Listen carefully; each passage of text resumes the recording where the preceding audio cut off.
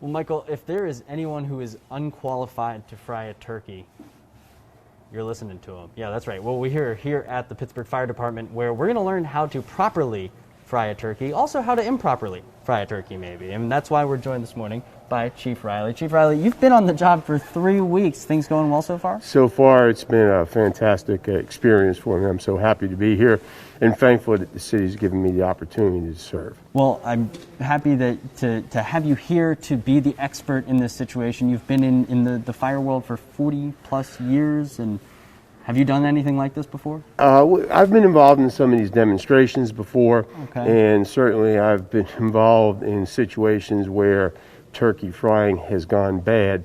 And hopefully by the end of this morning, we'll be able to share some good information with everybody who wants to attempt to fry a turkey on Thanksgiving. Yeah, so when it comes to, there's sort of 3 things that you were saying are the main points to remember when frying a turkey, right? So what are those safety precautions? Absolutely.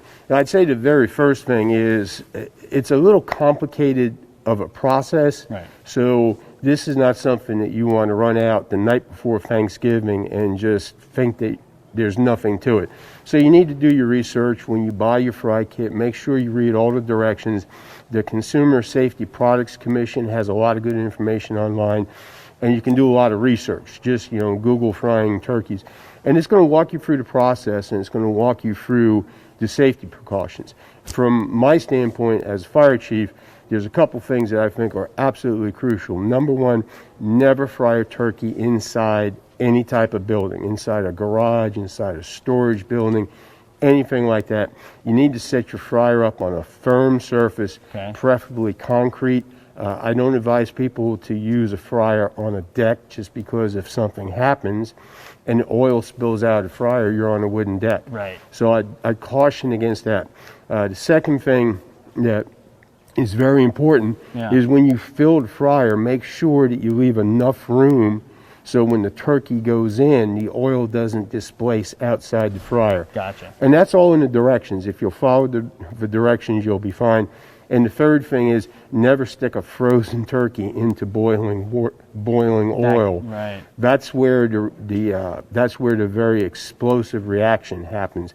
And hopefully we'll be able to demonstrate that for you all today. What about extension cords? I mean, can we, let's say I don't have a plug that can reach to the deck, or are we sort of playing with some danger there if we're plugging too many things into too many things? Well, that's always a problem. Right. Most times with the fryers, they come with a propane tank and a hose that supplies the burner, and the burner is going to have an igniter, so you really shouldn't have to worry about extension cords. Okay. But once again, follow the directions, make sure all those connections are tight, and if you can, depending on the model fryer you have, put the propane bottle, the fuel source, as far away from the fire as the hose will allow you. Yeah. Because that way, if something does happen, you have a chance to turn the propane off, because the propane is what's going to fuel the fire. Right. And another thing is, heaven forbid something bad happens, call the fire department immediately.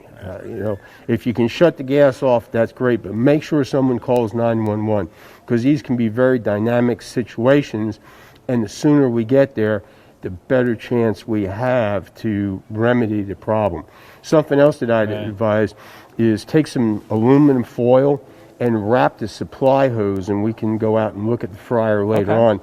Wrap the supply hose in aluminum foil, so if something does happen, if oil spills out, it'll be harder for it to burn through that hose. That's a really good tip. All right, well, I'm really happy we have you here this morning, because things could go a little haywire if you weren't here. But we'll take care of it. Awesome. Chief Riley, thank you so much. We appreciate you being here this morning. We're going to be frying a turkey on the KOAM Morning News, both during the 6 o'clock and over on Fox 14 during the 7 o'clock. But we're putting the fry in Friday, and we will toss it back to you, Michael. Jesse, I'm just happy the Chief is there to take care of you, my man. Not that I wouldn't trust you, but I feel much better with the Chief right by your side. We'll be back with Health Watch right after this.